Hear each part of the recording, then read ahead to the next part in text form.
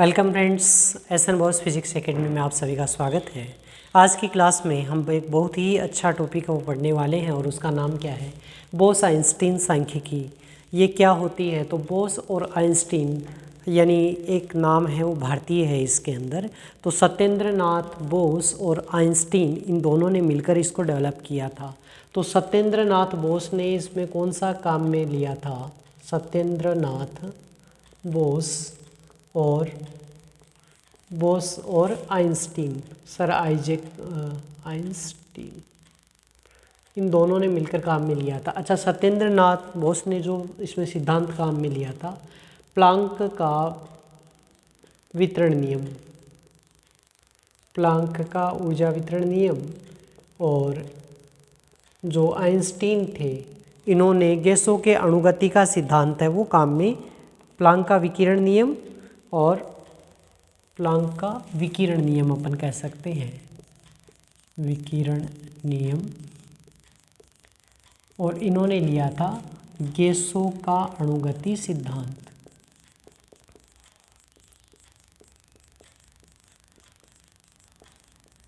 तो इन दोनों सिद्धांतों को काम में लेने के बाद में जो सांख्यिकी अपने पास में डेवलप हुई थी वो क्या कहलाती है तुम्हारी? बोस आइंस्टीन सांख्यिकी। इसकी कुछ विशेषताएं हैं, जैसे इस सांख्यिकी को फॉलो करने वाले जो कण हैं वो क्या कहलाते हैं? बोसोन कहलाते हैं। इनकी चक्रण क्वांटम संख्या, जो चक्रण क्वांटम संख्या वो कैसी होती है? क्वांटम संख्या ये पूर्णांक होती है। कैसी होती है? चक्रण क्वांटम संख्या जो होती है वो तुम्हारी पूर्णांक होती है। ठीक है, तो फॉलो करने वाले कण बोसोन कहलाते हैं। चक्रण क्वांटम संख्या होती है, पूर्णांक होती है। पाउली का जो अपवर्जन का नियम है उसको ये फॉलो नहीं करते हैं, पाउली के अपवर्जन नियम का फॉलो नहीं करते हैं। तो अब हम इस सांख्यिकी के बारे में कह सकते हैं, बोस आइंस्टीन सांख्यिकी में जो अणु हैं जो इसमें अप्लाई होता है, जिनके लिए वो बोसोन कहलाते हैं। और इस सत्येंद्र नाथ बोस और आइंस्टीन ने मिलकर इसको, इन सिद्धांतों को काम में लेते हुए डेवलप किया था। ये जो कण हैं ये बोसोन कहलाते हैं। ये चक्रण क्वांटम संख्या क्या होती है? इन कणों की पूर्णांक होती है और ये पाउली के अपवर्जन नियम को फॉलो नहीं करते हैं। ये कण अभिन्न और अभेद्य होते हैं। ठीक है, और ये सारी इसमें जो मैंने इसके प्रॉपर्टीज़ बताई वो सारी क्या आ गई? इसकी कुछ परिकल्पनाएं हैं। तो परिकल्पनाएं कौन कौन सी आ गई? जैसे इसमें परिकल्पनाएं यानी जिनको हाइपोथेसिस, जिनको मान करके इसको डेवलप किया गया। तो जितने भी निकाय, मतलब जिसका अध्ययन करना रहता है, तो उसमें जितने भी कण पाए जाते हैं वो सभी क्या हैं?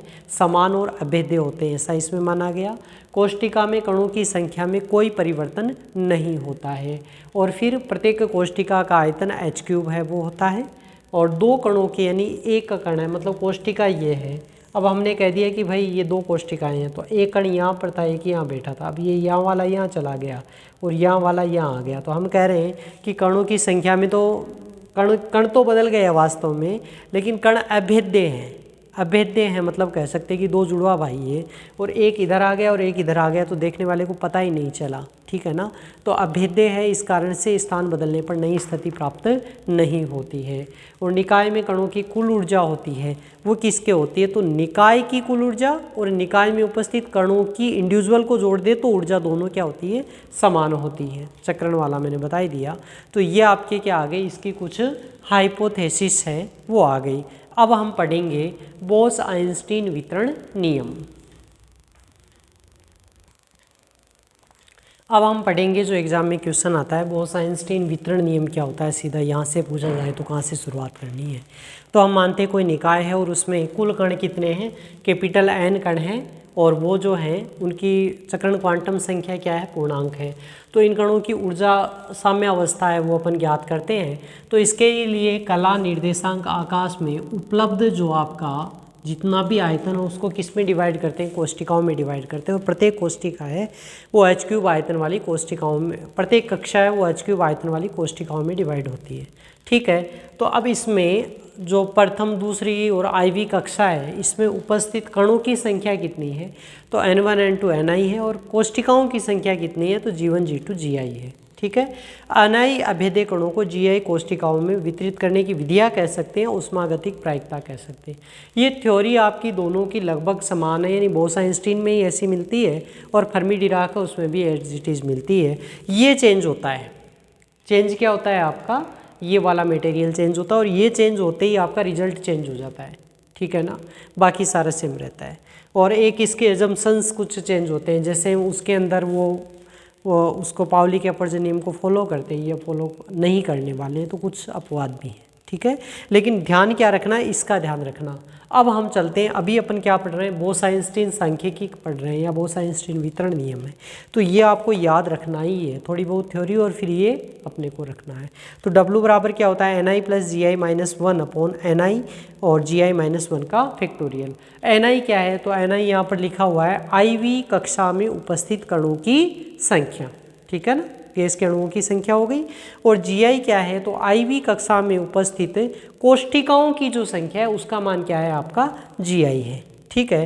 तो NI प्लस GI-1 का फैक्टोरियल अपॉन NI का फैक्टोरियल इंटू GI-1 का फैक्टोरियल। WI व्यापक रूप में लिखें तो इसको मल्टीप्लीकेशन में लिख सकते हैं ऐसा, यानी 1 2 3 ऐसे सबको क्या कर दे, मल्टीप्लाई कर दे, तो W का ये मान उष्मागतिक प्रायिकता का ये प्राप्त होता है, ठीक है। अब देखो NI प्लस GI ये -1 है भैया आपका ना, NI प्लस GI-1 और NI अपॉन GI-1 का फैक्टोरियल।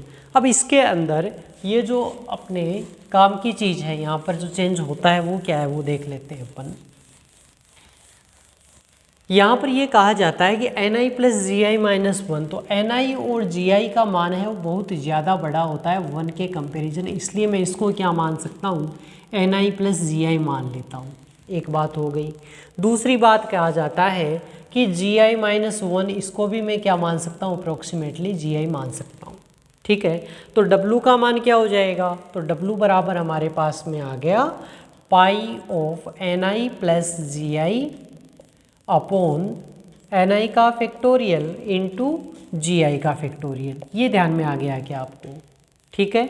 अब ये यहाँ पर अगर आपको ध्यान में आ गया तो बस, अब इससे आगे कुछ नहीं चाहिए, बाकी तो आपके, अब इससे मैंने पहले भी कहा था कि इसके बाद का काम है वो दोनों में क्या होता है, सेम होता है। फर्मी-डिराक आप वो वाला वीडियो देखेंगे और ये वाला, तो दोनों में आगे का काम है वो सेम है। सेम है मतलब स्टर्लिंग सन्निकटन काम में लेंगे और अनिर्धारित गुणकों की लांगराज विधि है वो काम में लेंगे, ठीक है। तो देखते हैं अब इसके लिए क्या करेंगे हम। तो ये मैंने थ्योरी यहाँ से रफ कर दी।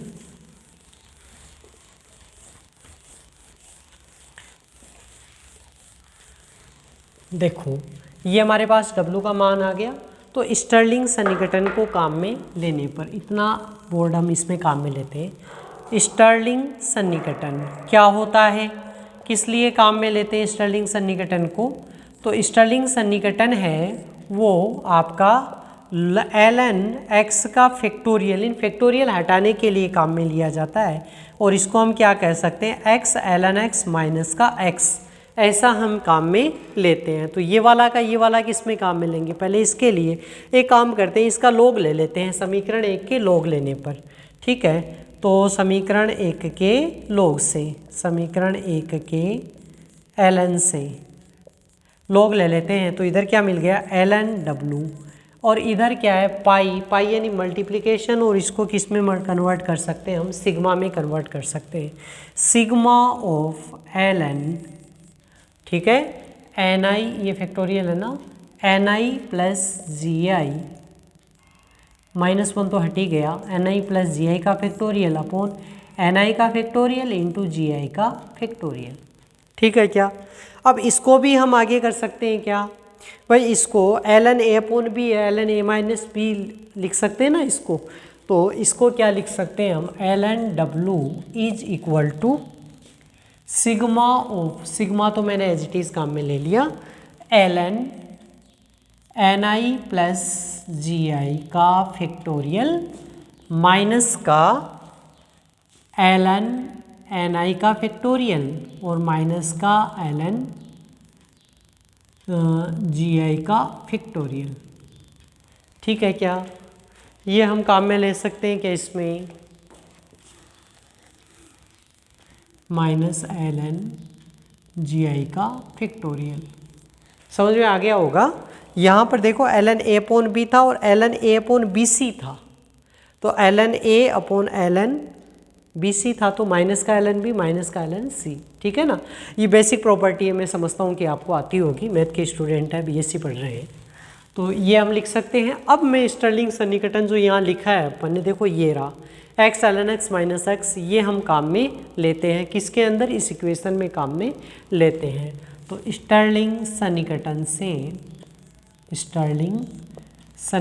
से क्या कह सकते हैं अपन, ln w is equal to sigma of, पहला देखो ni plus G I, ln ni plus G I minus का x, देखो x ln x माइनस का x, तो माइनस का ni प्लस जी आई। ठीक है। अब दूसरा माइनस का, तो माइनस का सिंबल एज इट इज हमने रख लिया, और ये मझला कोष्ठक हम काम में ले सकते हैं, सेमी ब्रैकेट। और ln ni को क्या लिख सकते हैं, ni ln ni माइनस का ni। ओके।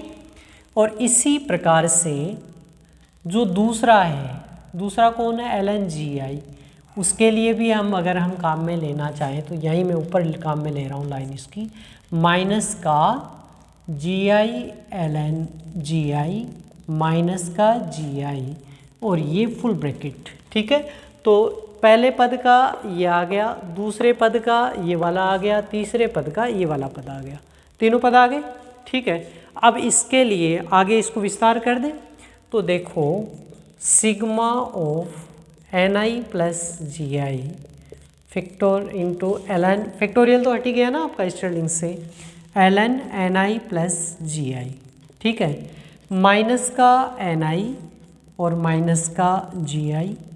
अब देखो ये माइनस का ni ln ni minus minus plus का ni, और ये माइनस का G I ln ji I, और ये माइनस माइनस प्लस का जी आई, ये पद आ गया। तो देखो माइनस का ni माइनस का जी आई, प्लस का ni प्लस का जी आई, यानी ये क्या हो जाएंगे, कैंसिल हो जाएंगे।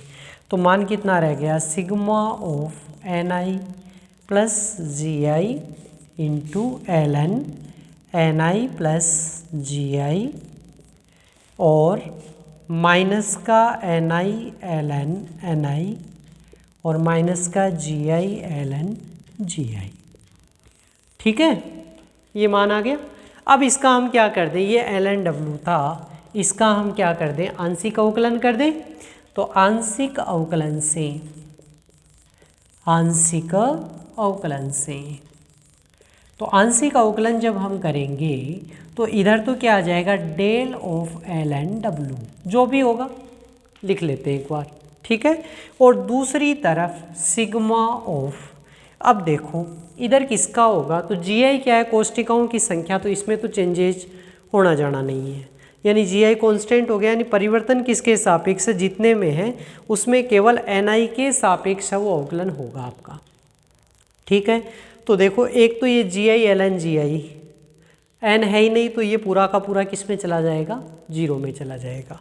इसका होगा दो बार अवकलन, एन आई दिख रहा है दोनों में, लेकिन एक बार इसका होगा, एक बार लॉग वाले टर्म का होगा, तो दो तो इसके अवकलन हो गए, एक बार इसका होगा, एक बार इस लॉग वाले का हो गया, तो दो इसके अवकलन, यानी अवकलन कितने मिलेंगे अपने को, चार टर्म है वो मिलने चाहिए। तो पहले इसका ही अवकलन कर लूँ बाहर वाले का, तो बाहर वाले का एन आई का अवकलन कर लेता हूँ, तो एन आई का तो क्या हो गया 1, और क्या मान मिल गया, डेल ऑफ एन आई। ठीक है। Del of N I ln N I plus G I, एक इक्वेशन आ गई। फिर दूसरी बार किसका करेंगे, इसका, तो इसका अवकलन करेंगे तो क्या मिल गया, प्लस का एन आई प्लस जी आई, इसका अवकलन क्या हो गया 1 upon N I plus G I, 1 upon N I plus G I. ठीक है। इनटू डेल एन आई, ये पता आ गया। फिर एन आई का अवकलन करेंगे तो माइनस का del N I ln N I. ठीक है। और फिर ln एन आई का अवकलन करेंगे तो माइनस का N I into 1 upon N I del N I, ये आपके सारे के सारे पद हो गए। आ गया क्या ध्यान में। तो अब इसको आप विस्तार से कर सकते हैं, मैं यहाँ लिख देता हूँ इसका मान। तो कितना मान हो जाएगा अपने यहाँ से, देखो डेल एन आई, एक तो ये पद बच गया, एन आई प्लस जी आई ये कैंसिल हो जाएगा, यहाँ क्या बचेगा डेल एन आई, और यहाँ पर N I plus N I ये भी कैंसिल हो गया, यहाँ डेल एन आई, इसमें del N I L N N I. ठीक है, तो कितना मान बचेगा, del of L N W, कितना मान हो गया del of L N W, that's equal to sigma of, अब ये मान क्या आ गया del N I, del N I common ही ले लूँ क्या बाहर, ये मैं हटा रहा हूँ यहाँ से ना, पहला पद क्या बचेगा डेल एन आई बाहर ले लें क्या इसका, तो अगर डेल एन आई बाहर लेता हूँ, या एक बार ऐसे ही रख देते हैं del N I L N I plus G I. ठीक है, दूसरे पद में ये दोनों कैंसिल हो गया, प्लस का डेल एन आई, तो प्लस का डेल एन आई, और तीसरे पद में माइनस का del N I L N N I, तो माइनस का del N I L N N I, और चौथे पद में ये कैंसिल माइनस का डेल एन आई, तो माइनस का डेल एन आई। ठीक है, अब देखो प्लस का डेल एन आई माइनस का डेल एन आई कैंसिल हो गए, इन दोनों में से डेल एन आई क्या आ रहा है तुम्हारा कॉमन आ रहा है, तो बच गया है क्या sigma of L N I plus G I. ठीक है, माइनस का L N I into del of N I, ये मान आ गया क्या, मैं इसको आगे रफ कर रहा हूँ भाई, यहाँ से समझ में आ गया होगा आपको, देख लेना आप।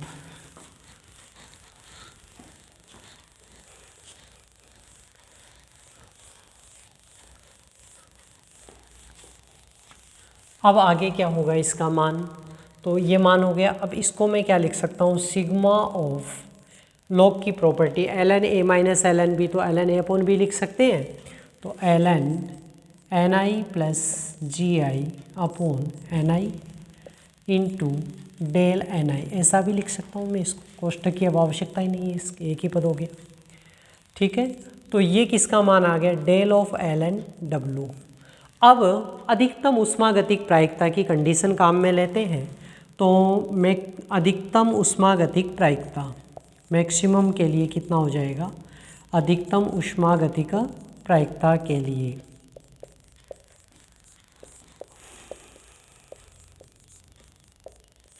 अधिकतम ऊष्मागतिक प्रायिकता की स्थिति में कितना मान हो जाएगा आपका,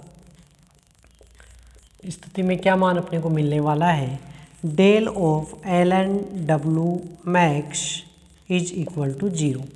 ये जीरो हो गया, तो फिर मान क्या हो गया, फिर ये अगर जीरो है तो देखो मान कितना हो गया, ये वाला पद भी क्या हो गया इसके जीरो के बराबर, तो sigma of L N I plus G I upon N I del N I that's equal to zero, equation number 2। ठीक है क्या, ये हमारे पास में क्या आ गई, इक्वेशन नंबर आपकी 2 आ गई। ठीक है, पहले तो अपन ने इक्वेशन कहीं दी नहीं, तो इसको दे सकते हैं, या पहले दे दी तो इसको आगे वाली इक्वेशन आप दे देना। ठीक, अब इसमें ये जो मान आ गया, तो आगे हम काम में लें इसको मैं यहाँ पर शिफ्ट कर दूँ क्या, माइनस डेल एन आई। ठीक,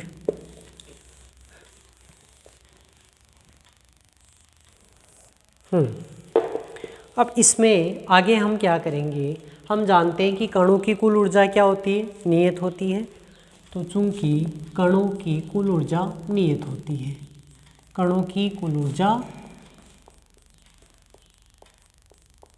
नियत होती है, तो नियत होती है तो n बराबर क्या कह सकते हैं, सिग्मा ऑफ एन आई। ठीक है, जो भी चेंजेस होगा सारा का सब का सम क्या हो जाएगा, कैपिटल एन हो जाएगा। आंशिक अवकलन अगर हम कर दें तो हम कह सकते हैं आंशिक अवकलन से क्या कह सकते हैं, sigma of del N I that's equal to del N and that's equal to zero, क्योंकि कुल ऊर्जा तो क्या नियत है, तो ये जीरो हो गई, तो ये इक्वेशन नंबर कितनी हो गई आपकी 3। इसी प्रकार कणों की कुल ऊर्जा नियत होती है, कणों की कुल ऊर्जा के लिए क्या कंडीशन होती है कुल ऊर्जा के लिए? तो कुल ऊर्जा के लिए U बराबर सिग्मा ऑफ EI ऐसा अपन कह सकते हैं कि IV कोष्टिका है, उसमें उपस्थित एक कण के लिए ऊर्जा कितनी है EI है और कणों की संख्या कितनी है NI है, तो मल्टीप्लिकेशन करके हम लिख सकते हैं। तो U बराबर NI लिख सकता हूँ और इसी का आंशिक अवकलन से पुनः तो डेल ऑफ U अगर मैं कहूँ तो डेल ऑफ U तो EI तो क्या है कांस्टेंट, सिग्मा ऑफ EI और del NI that's equal to del U, और ये भी किसके बराबर होती है 0। Equation number 4। ठीक है, अब हम क्या कर सकते हैं, अनिर्धारित गुणकों की लांगराज विधि काम में लेते हैं। अनिर्धारित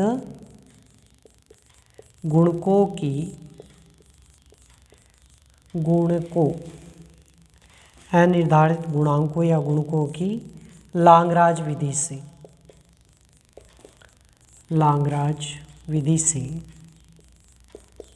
क्या कह सकते हैं अपन, समीकरण 3 और 4 को दो तरीके हैं, या तो इसको अल्फा और बीटा से गुणा करके दो में से घटा दो, दूसरा तरीका होता है माइनस अल्फा और माइनस से बीटा से गुणा करके इसमें जोड़ दो, एक ही बात है। तो विधि से 3 व 4 को क्रमशः अल्फा व बीटा से गुणा करके दो में जोड़ने पर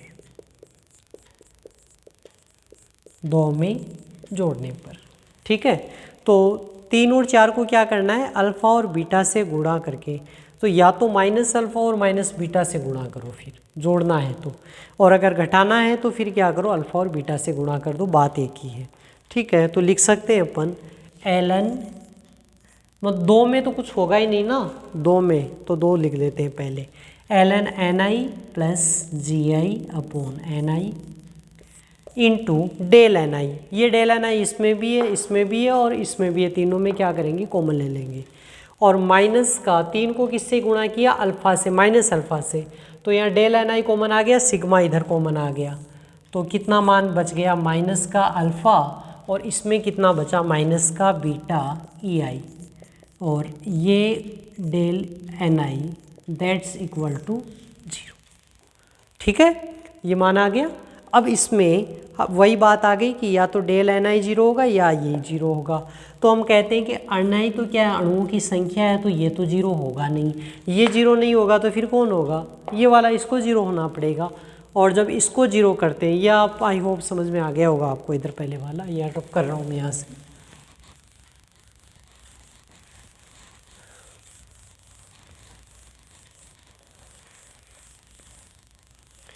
तो अगर ये 0 नहीं होगा तो फिर कौन होगा, 0 ये होगा, और इसका मान क्या हो गया, ln NI plus GI upon NI minus का अल्फ़ा माइनस का beta EI that's equal to 0। तो इसका क्या करना है, एक बार तो पक्षांतरण होगा इन दोनों पदों का, फिर क्या लेंगे, एंटीलॉग लेंगे। ठीक है, तो इसको मैं क्या लिख सकता हूँ, ln 1 प्लस GI बटा NI, ऐसा लिख सकते हैं ना, देखो NI का भाग लगा दिया। ठीक है, और इधर क्या आ गया, अल्फ़ा प्लस बीटा EI। अब एंटीलॉग ले लूँ इसका, तो 1 प्लस GI बटा NI that's equal to e to the power alpha plus beta EI। ठीक है, अगर इसका मैं पक्षांतरण कर दूँ तो GI बटा NI का मान क्या मिल जाएगा, बराबर e to the power alpha plus beta EI minus का 1। ओके, और अब NI अगर मुझे चाहिए तो मैं भाग लगा सकता हूँ इसका, इक्वेशन क्या आ जाएगी, NI बराबर GI upon e to the power alpha plus beta EI minus 1, और ये क्या है तुम्हारा बोस आइंस्टीन वितरण नियम। ठीक है, तो ये हमारा क्या हो गया, बोस आइंस्टीन वितरण नियम। तो ये नियम हमारा इसके लिए हो गया बोस आइंस्टीन वितरण नियम।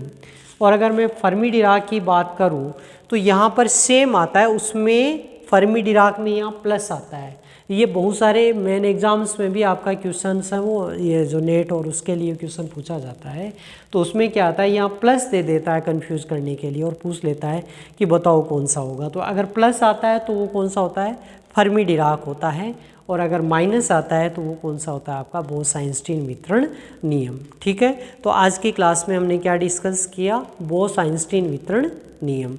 तो बोस-आइंस्टीन और फर्मी वितरण नियम दोनों में से एक क्वेश्चन आपका कंफर्म, आपकी कोई भी एग्जाम हो, किसी भी यूनिवर्सिटी की हो, सबके अंदर पूछा जाता है।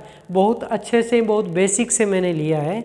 मेरी क्लास में पढ़ने के बाद में किसी भी स्टूडेंट को पहले की कितनी जानकारी है या नहीं उसकी आवश्यकता नहीं रहती है। तो आई होप आपको ये वीडियो समझ में आया होगा। अपने फ्रेंड्स को बताएं, इसको लाइक, शेयर और सब्सक्राइब करें। Thank you very much.